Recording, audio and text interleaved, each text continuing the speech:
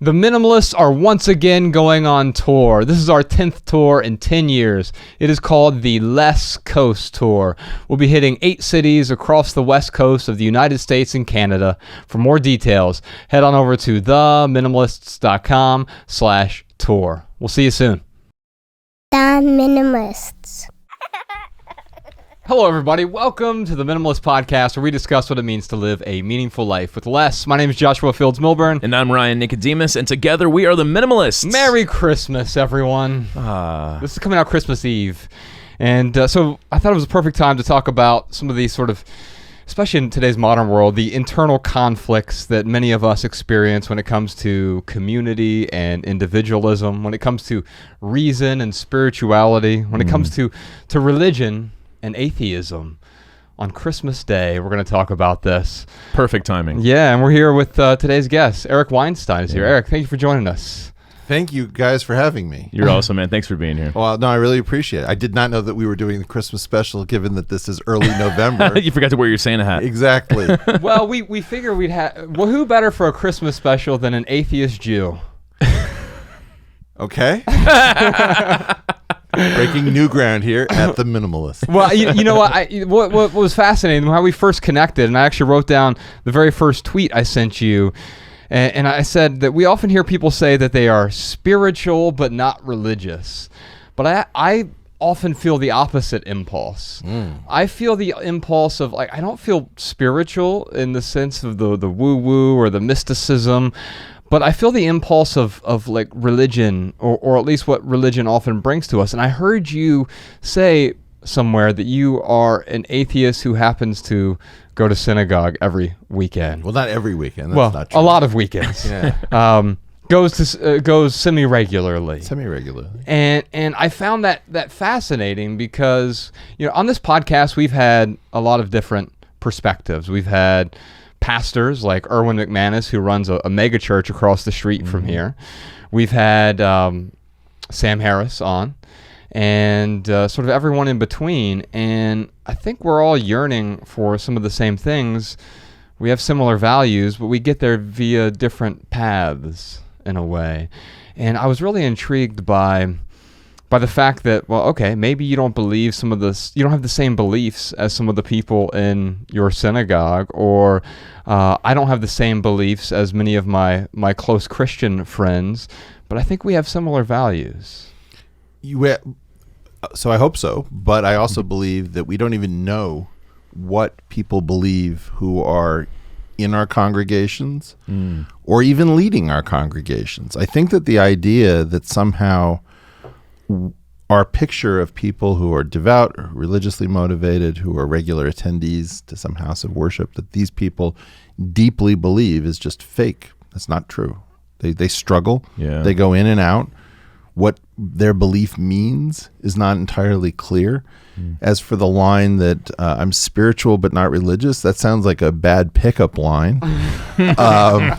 What's your sign? Yeah, I don't know. It's just like you're trying to appear interesting in a bar. Yeah. And you try and make sure you don't hit any tripwires.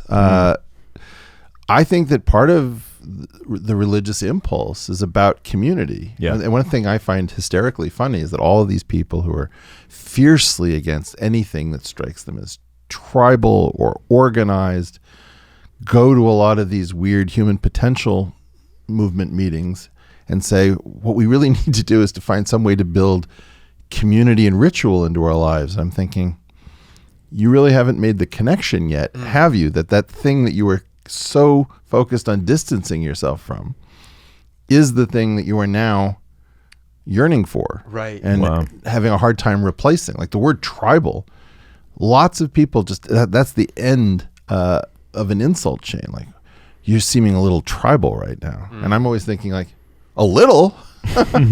I mean, I hope that I'm fairly tribal, and I am so in an adaptive way, and that I'm not so in a murderous or jingoistic way. But there's nothing wrong with tribal. What about dogma? Because I think that's where ideologies become a bit of a problem when dogma is attached, and it doesn't allow our beliefs to be fluid in a way, right? And I think that's maybe where a lot of people have a problem with organized religion, is they feel like if I don't adhere exactly to these beliefs, and that's why I was really encouraged when we had Erwin McManus on the show.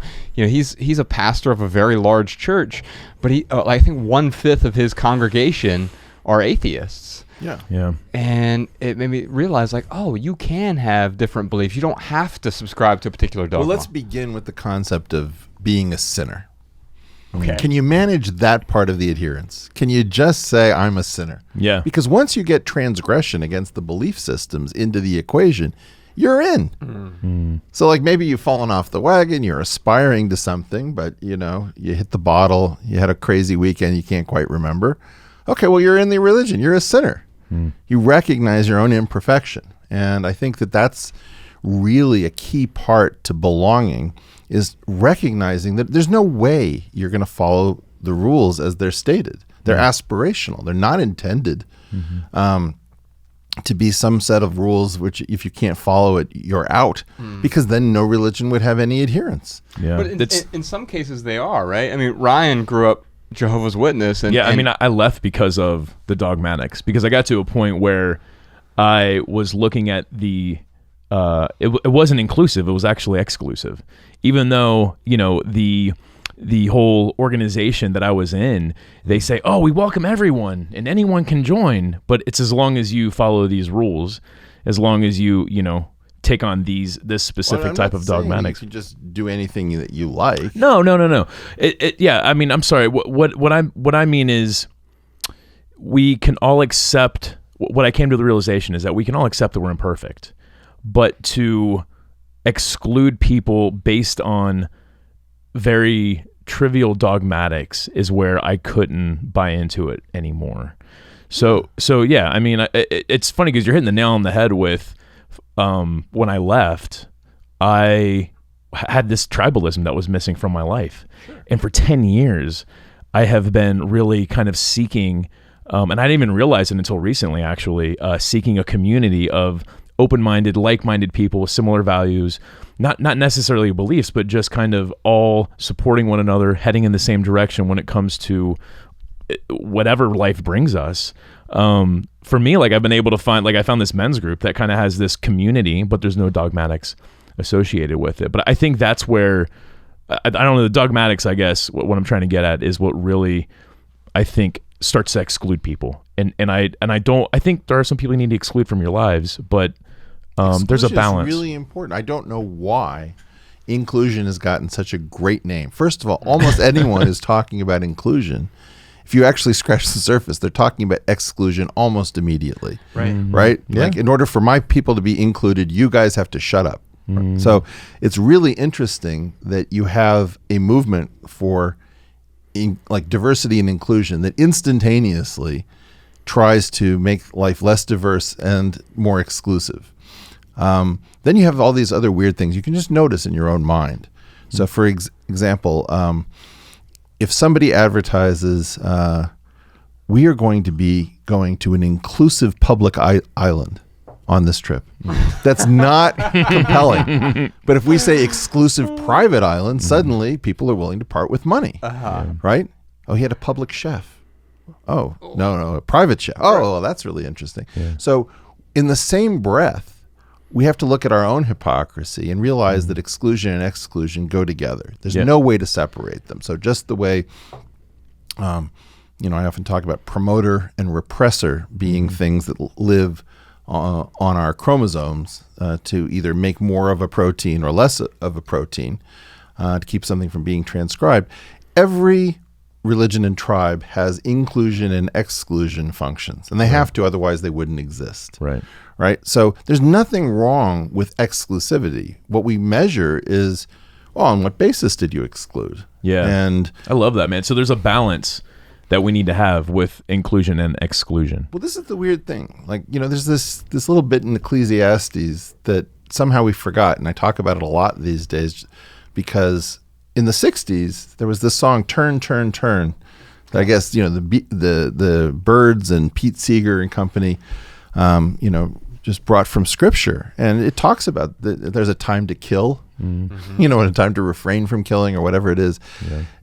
We can't even talk about that now because it's that hippie sentiment about there being a time for every purpose under heaven is now under assault. Like, we now feel like there is never a time to exclude. There's never a time to kill. There's never a time to silence. There's never a time to shame. Well, that's nonsense. The key issue is, are we doing these things in an adaptive way? This is our toolkit.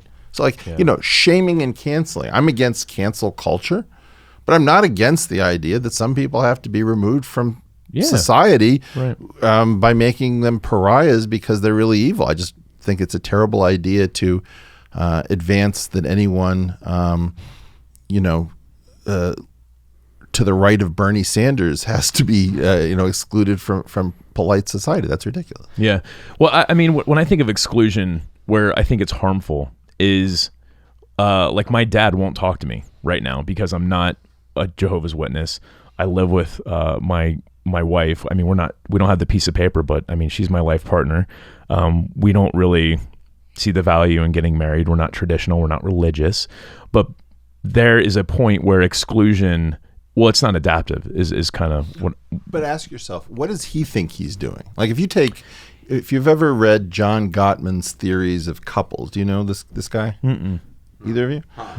Let me recommend him to you. Yeah. He had the crazy idea to set up an apartment rigged with cameras and microphones, and then to invite couples to spend the weekend, and he would figure out, well, what is it that couples that stay together actually do? So he has all this data on I have couples. heard about this. Right? Yeah. Calls it the Love Lab. This is great. Okay.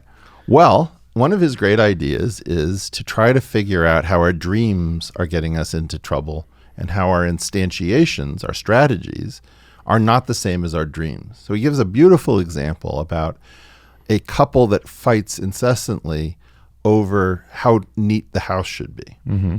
And it turns out that they have the same dream of having a creative life, but one of them grew up in a stifling house where nothing could be amiss, and that person wants creative space to mess things up and to be creative. And the other person grew up with bohemians, and the house was so out of control that it constantly weighed on everyone else in the family, so nobody could accomplish anything.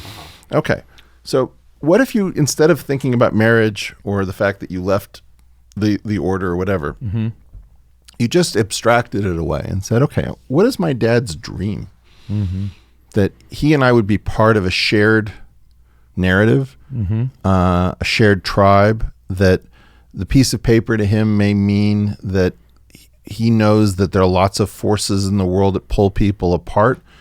Let me just say something from your dad's perspective, even though I don't know. I would love to see more from his perspective, because I try to. Okay. So the whole purpose between husband and wife, right, as a concept, now we have same-sex marriage, but let me focus on the traditional case, is that those words were distributed with universal meaning so that they're resident in everyone's head as to, well, a husband means something, a wife means something. And what he was hoping you do probably was that you would step into that mimetic complex of ideas that is shared by so many people. And then, like, if you go into a hospital and you say, my wife is in room, 312, that has more power than saying my partner is in room 312 or my girlfriend is in room 312. For sure. Right? And so there's a way in which what he's really asking you to do is to participate in some larger structure, not to rob it of meaning by saying it's a piece of paper, a piece of paper from the government. I forget I think there's a Joni Mitchell song where she talks about, we don't need a piece of paper from the government. Right. Well, it's funny because I do refer to her as my wife, as I did when I said, hey, I'm living with my wife right now. We don't have the piece of paper, but I do consider her my wife. But for him, it is the, the definition of what a marriage is. And that is a public union. It is the government gets involved and says, yes, these guys are husband and wife. Which is a strange thing, because that wasn't, the government wasn't involved when George Washington was married, right? It was a particular agreement and maybe even a religious ceremony, but what's the thing I often say is I love my wife so much I didn't feel compelled to get the government involved. And I'm the same way. Like Bex and I don't have a piece of paper that say we are happily ever after or whatever, but we do have an actual contract, and we meaning we have an agreement with each other, and also we have things that to us are far more important, like life insurance, for example. To me, that is much more of a commitment than going down to the courthouse. And yeah, I think that what I'm picking up is that a lot of us have these fears about these inherited structures, right? So like marriage is an inherited structure, your religion is an inherited structure. And because our inherited structures are failing, like almost universally across the board at this moment, due to some stuff I've talked about on other podcasts, the key question is, should we be spending our time saying, I'm not getting sucked into that? Or saying, man, does that institution need help? And we're just the people to do it. And, just in your case, I didn't hear any pain coming from your agreement. But in your case, you have a variable that is open to you when you want to use it. It may not work. I don't know your father from Adam, and I can tell you that, the particular religious order you're talking about is famous for being pretty fanatical, right? Oh, yeah, absolutely. And I guess... And this is really going... Well, I didn't want to say that. Well, I mean, and that's actually the reason I say that is... Because if they cancel my copy of The Watchtower, I don't know how I'll get another subscription. Yeah, they're really difficult to get. Well, Ryan, let me just say this real quick. I know... I think Eric's being very charitable toward your dad, but just knowing the circumstance here is, I think he uses religion, this particular religion, as a weapon with which he batters you. And if he didn't have the religion, there would be some other weapon that he would use to batter you and control you in a way. Yeah, but I guess, because this is going back to exclusion, where everyone in the community of his church is saying, good job, Eric. You're doing the right thing. You should not talk to your son.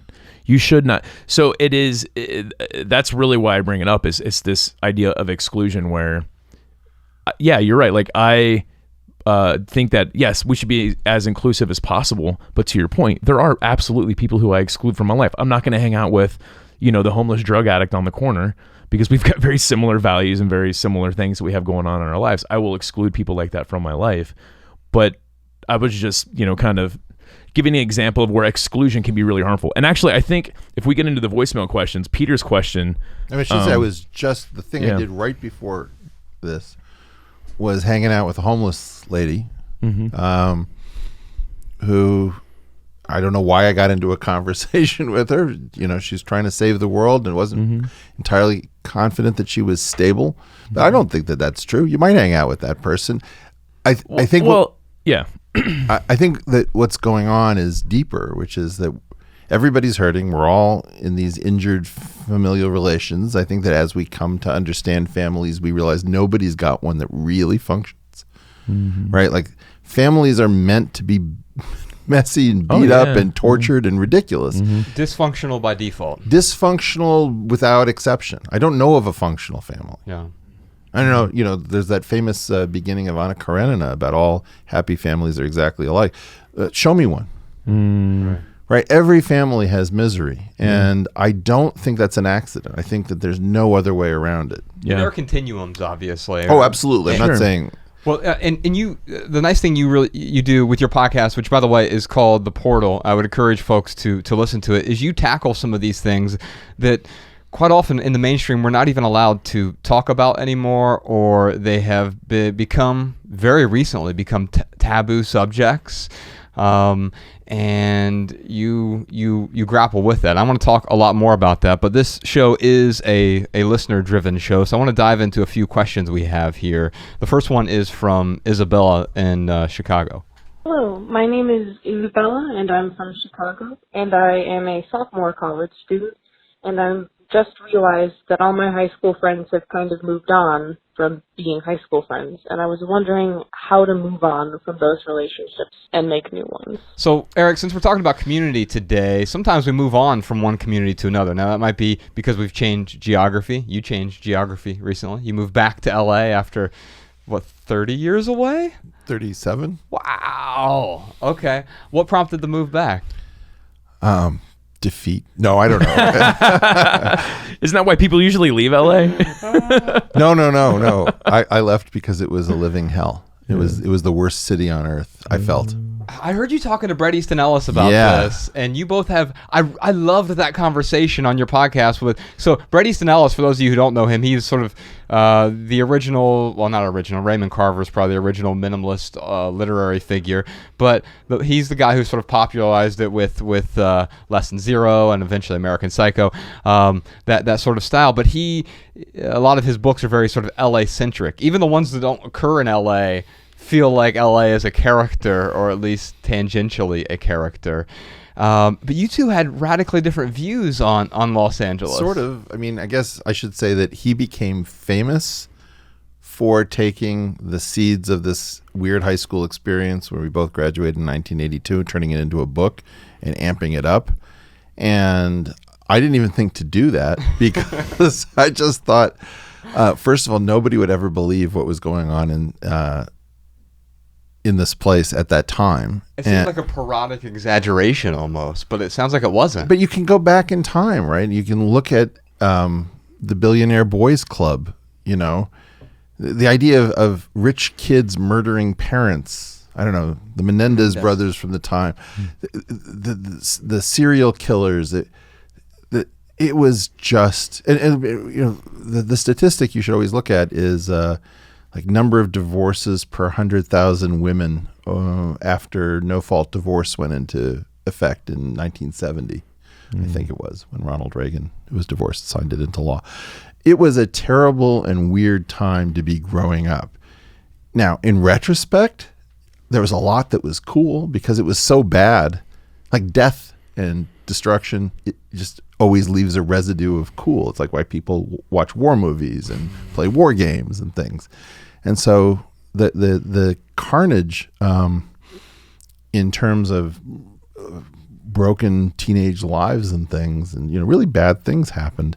I think in retrospect looks cool if you survived it, but I don't think it was a good place to grow up. Now that said, the city has always had huge positives. Many of them are secret. I think it's a much smarter town than anybody's ever giving LA credit for. Not just because of like Caltech and UCLA and things, Rand Corporation. I think that getting back to your I think right now LA is the place to be for a new movement, which is the podcasting, particularly long form podcasting revolution, is capitalizing on the collapse of what I've called the baby boomer bubble, where really it was started by the silent generation and then carried on by the baby boomers.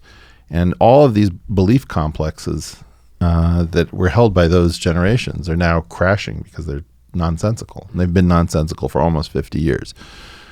So it's a really good time to be in this cauldron of people who are using this format to get out things that CNN and ABC and NPR won't touch. Yeah. Now, with respect to the other question about community, first of all, with your high school friends, there's a period of time where they go into hibernation to some extent. Oh, this happened with us, Ryan. Yeah. So Ryan and I, we've known each other since we were fat little fifth graders. Okay. But after high school, he sort of went his own way. He got married at like 18. Yeah. And I went out to the corporate world, and he was working for his dad. And like we just sort of, there was a hibernation period. Yeah. This is fascinating. Yeah. Well, that's the thing is, you were going to say something. I would say a lot of it had to do with me being in the religion. Yeah. Because you were worldly. Right. Yeah, and that's why I got married too, was because... But I had other friends who were also worldly, where our paths sort of bifurcated after high school, right? Yeah. So I think that when you have a community that's super, I don't know how to say it, but the thing about your high school friends is that you always go right back into wherever you left off, no matter how many years away. I'm finding that having been away for almost 40 years, and I ran away from this place so fast, so hard, that I really didn't keep up my relationships, and they're still there. So try to figure out when you expect those relationships to click back in, and don't worry, they're not gone. It's just that now you're going to make a bunch of, let's say, college or work relationships after high school, and they'll be there for you. But those people are also building the next stage of their life developmentally. And just don't worry. I think don't worry quite so much. Recognize that people are going to be occupied, but the relationships are there. They're just underground. I can tell you that almost all of my closest relationships, there's a few exceptions to this, almost all of them, I'm 38 now, almost all of them I made after age 30, including my wife, including Jordan and Jess, just because we took a different path after we left the corporate world. And there are some people who sort of lingered, but a lot of those initial relationships were birthed on proximity and convenience. And there's nothing inherently wrong with that, but just because someone shares the cubicle next to you doesn't mean it's the most appropriate relationship for the rest of your life either. I disagree with that. Tell me. I don't know. What I'm about to say sounds wrong, but I'm convinced that it's right. That's the theme of this podcast, actually. Okay. Yeah. Actually, isolate that. Let's just start every podcast with that. So I always give this puzzle. You go for a family wedding, and you get put up by your third cousins who you have barely any interaction with, because that's how the couple is parceling out rooms. Okay, while you're staying with your third cousins, there's a sewage breakage on the second floor, raining down, and it's an emergency. It's disgusting. Everybody's pitching in, right? My claim is you will be closer with your third cousins after that incident than you are with your first and second cousins because something significant happened to you all. Yeah. Yeah. And so all that proximity stuff, here's the swerve, right? It wasn't just proximity. It was proximity while super important life events were happening, coming of age events, you know? So you're thinking like, oh my God, I may have overdosed, or, oh, our friend's girlfriend is late with her period. What happens next? Or, who knows what? Sure. There's stuff happening that's super salient, important, and transformational. And so whoever you're around when that stuff happens, don't knock proximity. Yeah. No, you're going to bond over those experiences for sure. Like I think about growing up in high school. You're the only person I hang out with from high school, and then your brother, Jerome. Yeah. But other than that, the high school friends I don't have anymore, our lives went in two separate directions. We have different values. We have different things going on in our lives. However, growing up in that religion as being, one of Jehovah's Witnesses, there are friends I have who went through the same thing that I went through, leaving the religion, having these same realizations that I'm very close to because we have this common experience of leaving the religion. If it wasn't for that proximity, I don't know if I would have had such a strong friendship with them. All right, here's a question. So you're probably aware of like the ex-Muslim movement? Yes. Like somebody takes off their hijab and they renounce their religion, and suddenly they're an apostate, and they're being shunned. Yeah. You see this in Mormonism, where people lose their communities because. And I would say that a lot of left of center politics is behaving in the same fashion. The idea is that once you're outside of the bubble and you know that you're being exposed to different information sources, people who are convinced that the bubble is life, is goodness, they are very worried that you've gone outside and had experiences that are causing you to question. Now, my question to you would be, how close do you feel, for example, to an ex-Scientologist or an ex-Muslim or an ex-Mormon? Yeah, that's a good question. I actually have had very meaningful conversations. We have a friend who's an ex-Mormon who would be viewed as an apostate, and her and I share a lot in common. So it's not just with the organization. I was just speaking to the proximity thing that you mentioned. Like the friends that I have who left the religion, not maybe the same time I did, but eventually they left. The reason why we are in touch is because we're going through similar things as far as our parents, how they treat us, how other friends we had who were still in the organization, how they treat us. But otherwise, if I met them on the street or met them at a party, I don't know if I'd be friends with them if we didn't have that shared. So for the because we were, shared the same proximity and we shared these very emotional experiences, it has secured some friendships that I have in my life right now. Yeah. The one thing I would say to your audience is I don't share the feeling that just proximity is a problem. I think proximity, particularly when you're going through life experience, is I value a lot of those early relationships who just happen to be like whoever lived next door, whoever I carpooled with, you know. It sounds to me like we are agreeing violently here. Good. Because I think the point I was trying to communicate with respect to proximity is the most meaningful relationships aren't birthed from proximity alone. Yes. They require something else, whether it's shared values, whether it's an inciting incident, a life-changing incident, something like that. Isabel, I'm going to send you a copy of our book, Everything That Remains. One of my favorite lines from that book is, and this is really appropriate for the time you're going through right now. One of my favorite lines is, "You can't change the people around you, but you can change the people around you." Meaning, obviously, we often try to change someone. Like, I'm going to force you to your values to align with mine. I'm going to force you to behave like me. You're going to have the same interests. That's why I'm a minimalist. Josh said he wouldn't be friends with me anymore if I didn't. So it worked out really well. So you can't change the people around you, but you can change the people around you, meaning you can start surrounding yourself with people or seeking out people who share similar interests or similar values to you, even though they might have radically different beliefs. So, Sean, if you could reach out to Isabella, send her if you want the audiobook, if you like our podcast, you'll really like the audiobook version of Everything That Remains. It's my favorite thing that we've ever written. Or if you want the book or the ebook, we're happy to send you those as well. Peter from Florida has a question. Hi, this is Peter Atkinson from Ave Maria, Florida. I wondered if you guys saw a correspondence between what Pope Francis has been saying and your philosophy. And what I mean by that is that I know that that you each have your different religious views, and that you were a previous Jehovah's Witness.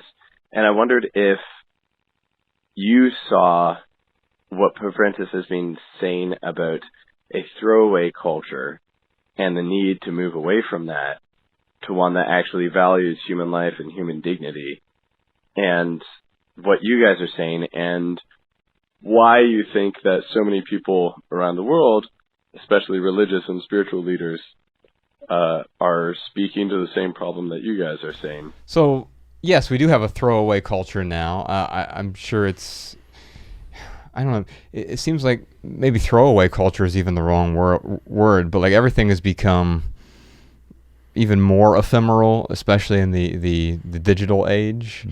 I don't know whether or not that's a good thing or a bad thing. To me, the literal throwaway culture is bad for a lot of reasons, where we're throwing away instead of repairing, replacing, fixing the things. It's much easier to click one button and have something shipped to you for next to nothing same day. But yeah, we are in a throwaway culture. We're in a time of ephemerality, but also I like to embrace the ephemeral. Everything is ephemeral on a long enough timeline. We were talking about this beforehand, Eric. Buying a house we say we buy a house, but do we really own it? Yeah, it's totally fake. It's a different form of renting. It is. Yeah. And you asked us if we own this podcast studio, and it's like, well, sort of. Like, we pay rent here every month, and other people can't come in here.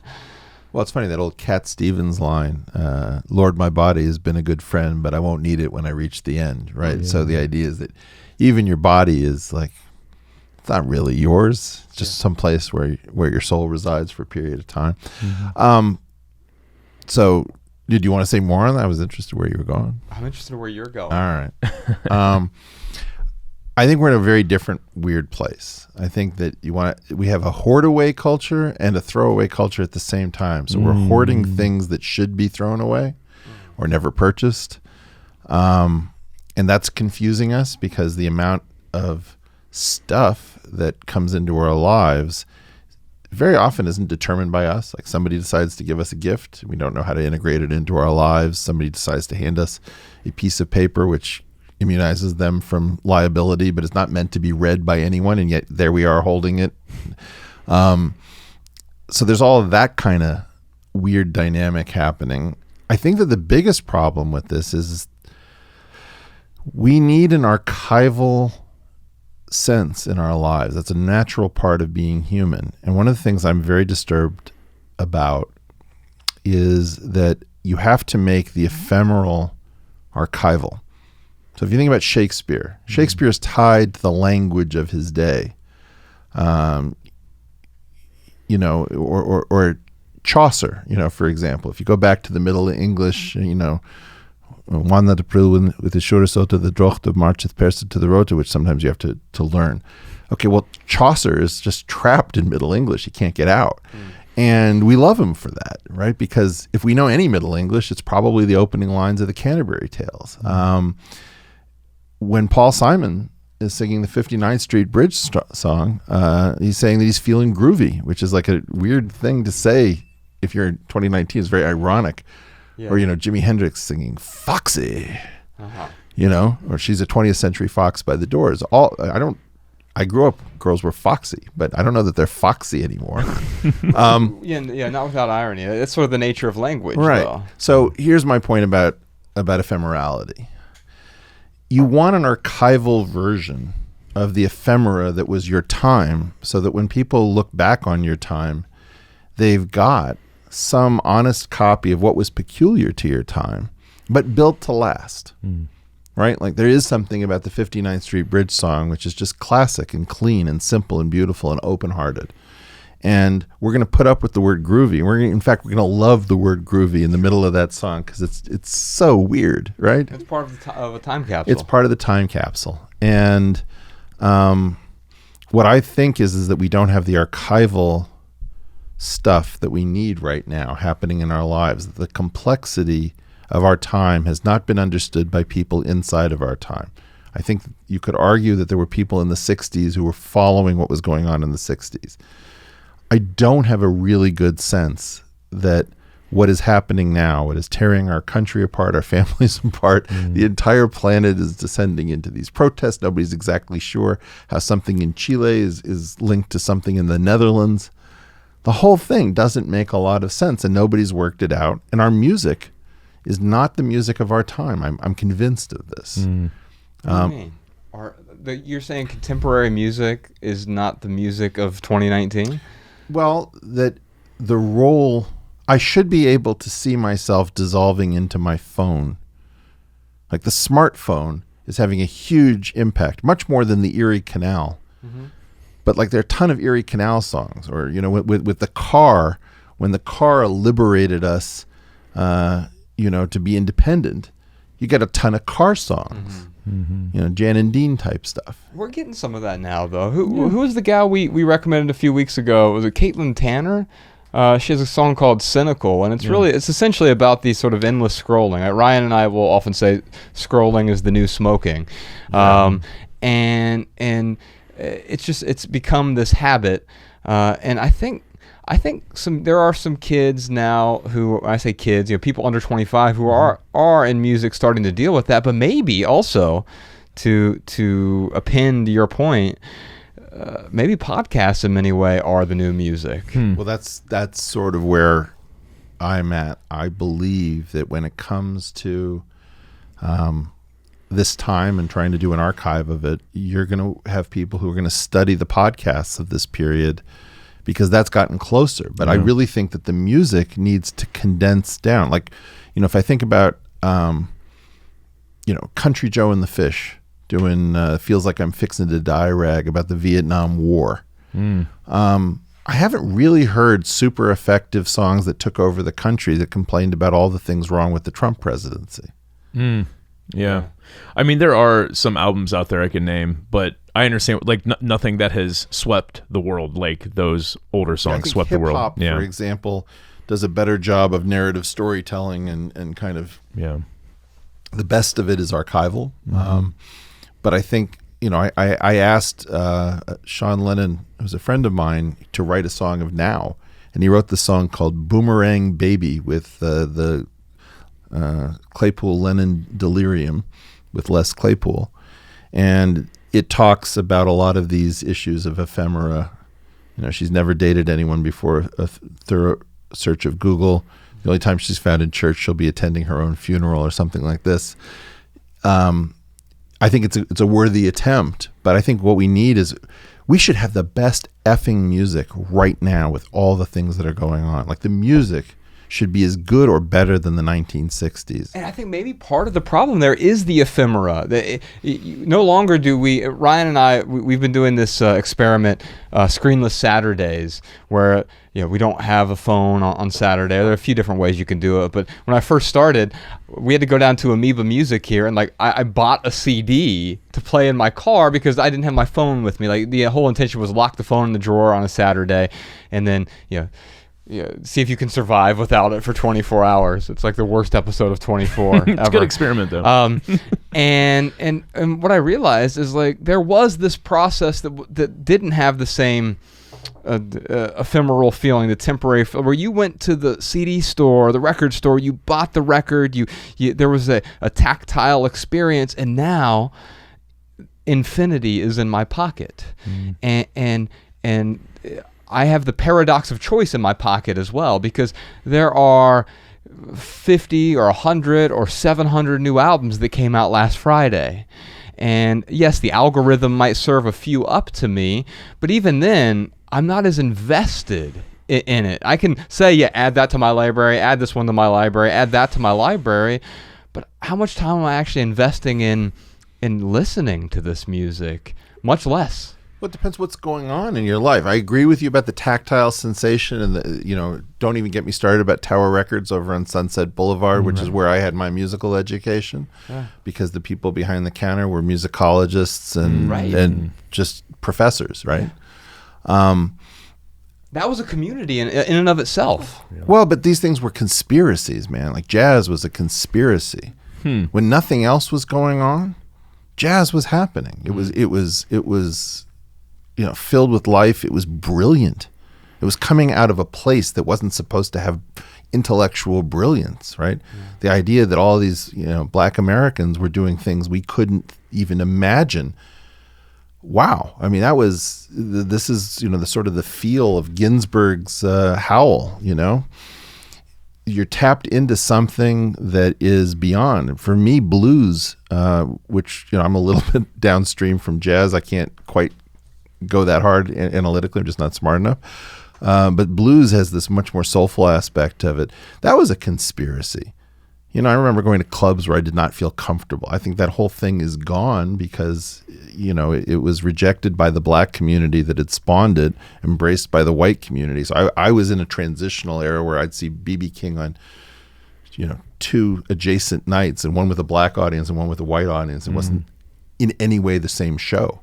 The black audience felt like we're doing the show together. We're going to cry out and interaction. The white audience would clap politely when it was done. Where was I going on this whole crazy tangent? I got deep in my weeds. Well, we're talking about ephemerality. In this throwaway culture. Okay, so the question is, what's happening when that song is playing? What is the event that happens? So I've been talking about this event, which I want to get back into the public consciousnly. I'm going to keep doing it. About 1981, going to see the Rolling Stones and watching this guy get booed off stage. That opening act, they had George Thorogood and the Jay Giles Band, and then this black guy in a trench coat and like lingerie and bikini briefs and a Telecaster. And it was, I keep saying it's the second coming of Jimi Hendrix. And 50,000 people just hated this guy, and turned out to be Prince. And it was two days in a row that they booed him off stage, I believe. And I went to both of these shows. And why is it? Is it because? But it was ephemeral. But it was an event. But it was also expectation. The reason he gets booed off stage is a crowd's expectations. Because they were there to be titillated sexually by Mick Jagger. Right. And they weren't putting it together that they were already weirdly homoerotically open, and suddenly this small little black guy comes in, and I mean I remember this guy because the guitar playing is just too next level. And that was an event. That was something that happened that wasn't just the performance of a song. And so what I would say is that when something happens, like I never, you know that song, I can't remember. You done me, felt it, so chill, and my heart had melted. Do you know Jason, I forget. Jason Mraz. Is that? Yeah. I can't wait no more. Yeah. That song was playing when I was ice skating with my daughter. And I may not know all the lyrics. I never purchased the song, but I will never forget that song exists because of what was happening that attached to that song. In a way, that was a sort of archiving of your experience. That's exactly right. And it's some of the stuff that, I always, when I meet people who are really interested in the music of earlier times, don't make this mistake that you're going to shun the music of your era. Whatever the music of your era is, attached to that, because you're going to want to have a timestamp about what was happening in the world. Yeah. There's something magical about all of the music that came out between 96 and 98 for me, because that was a period of time where I was post-pubescent but still a teenager, and like everything was sort of, the world was a new place, and that music, I still listen to it now. It archived a period of my life. And now if one of those albums were to come out today, I'd probably listen to it like, this seems weird and out of date, but for that moment it created that time capsule. And in a way, this archival sense, the sense of you mentioned hoarding and also what I would call Spartanism, which by the way, both of those are forms of obsessive compulsive disorder, right? So Spartanism is like, I can't stop letting go of stuff. Hoarding is I can't let go of anything. And I think the archive, and this is probably where we agree here on the archival side of things, when done well, that actually allows us to let go and move forward. Well, they choose the things that really matter from your time. Right, and that is what's different, because now it's everything is archived, and if everything is archived, you're not archiving anything. Well, what I've started to do, I'm not very successful at being a minimalist, but what I have been experimenting with is taking photos of things and then throwing the thing away, because what I really needed the object for was to be able to recreate the memory, like, I forgot about that, right? And so it's just like, don't throw away the card catalog of your own mind. Yeah. Right. When my mom died, that's what started our whole sort of minimalism journey. I had to deal with her stuff, and one of the ways I let go of it, I realized, like, oh, she was holding on all these things because all the memories are in the things.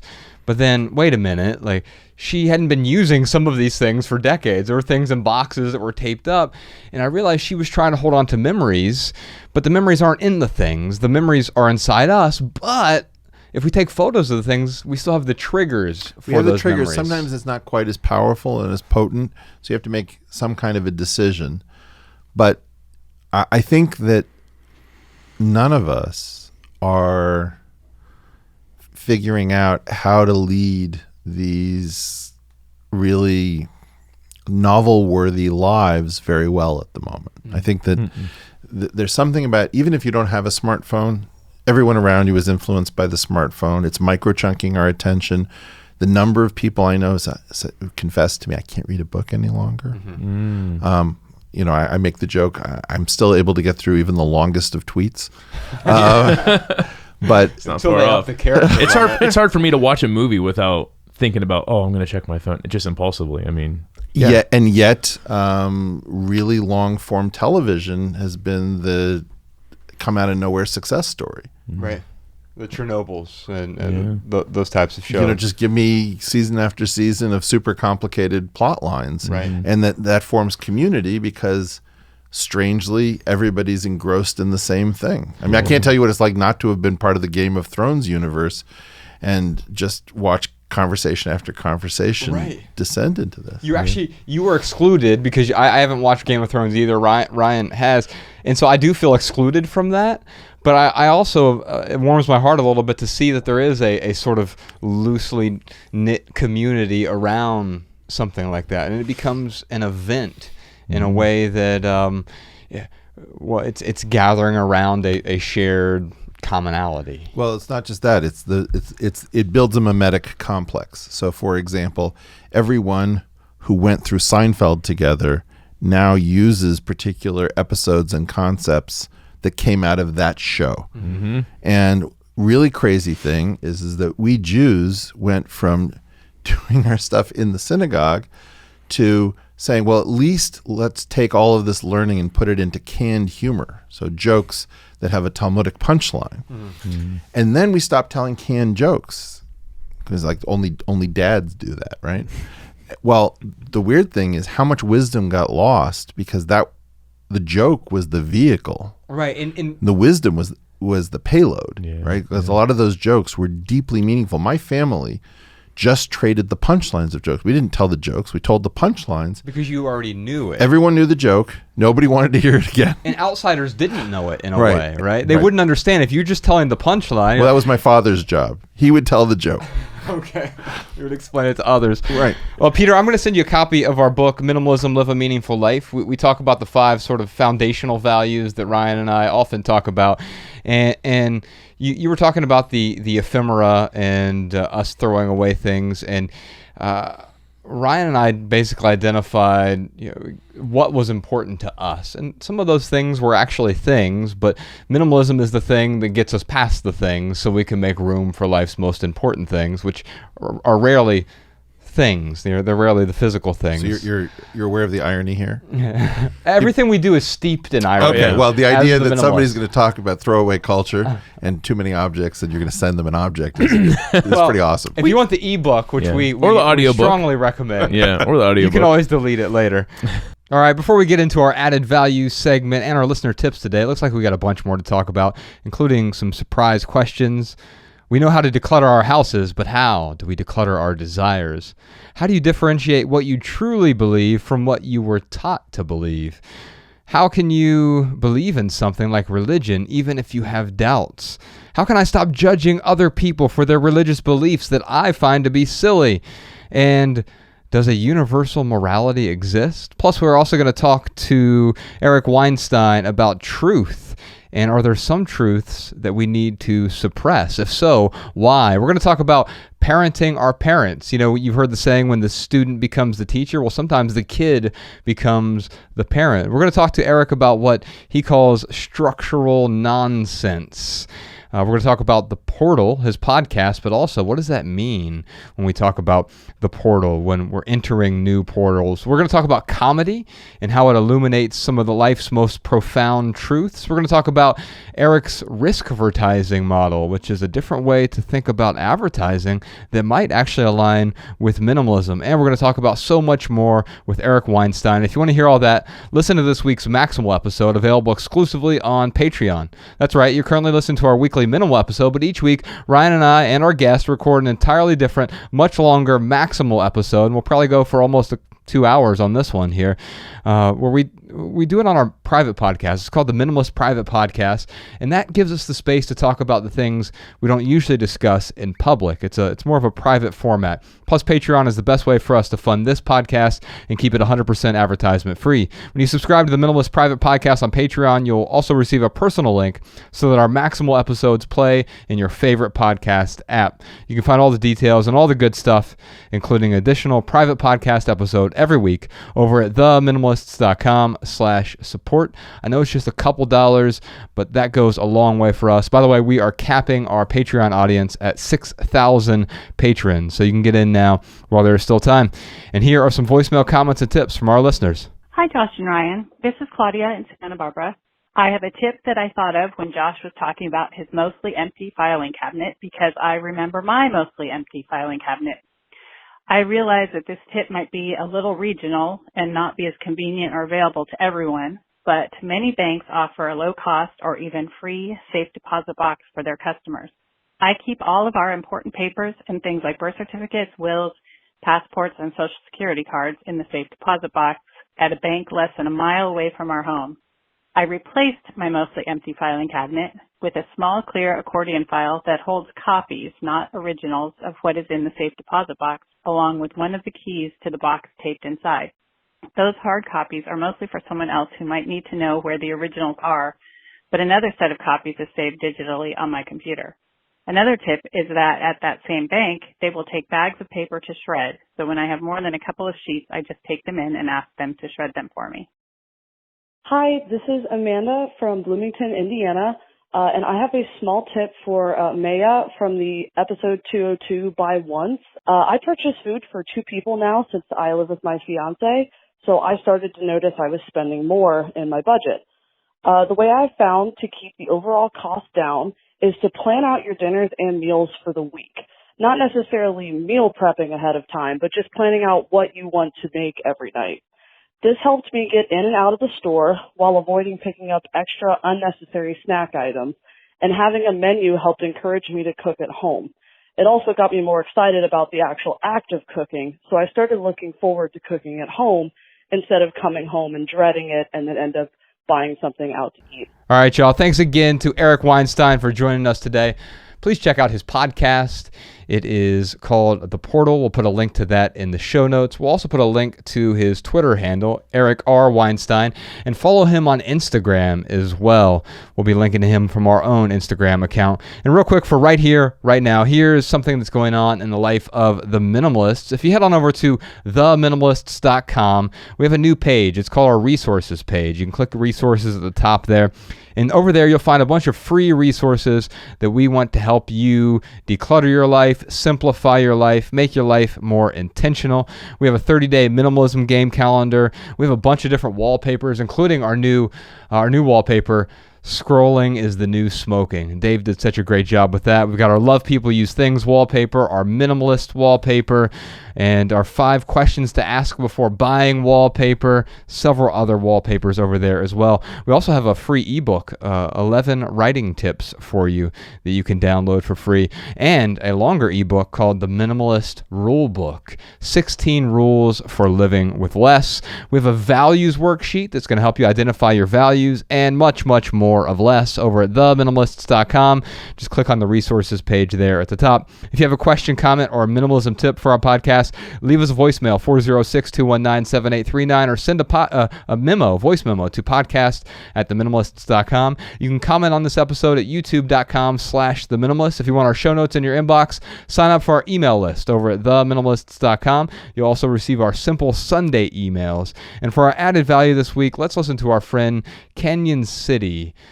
He has a new single out called Okay, and it is a beautiful song that reminds you that everything is going to be okay. And if you leave here today with just one message, we hope it's this: love people and use things, because the opposite never works. Thanks for listening, y'all. We'll see you next time. The Minimalists.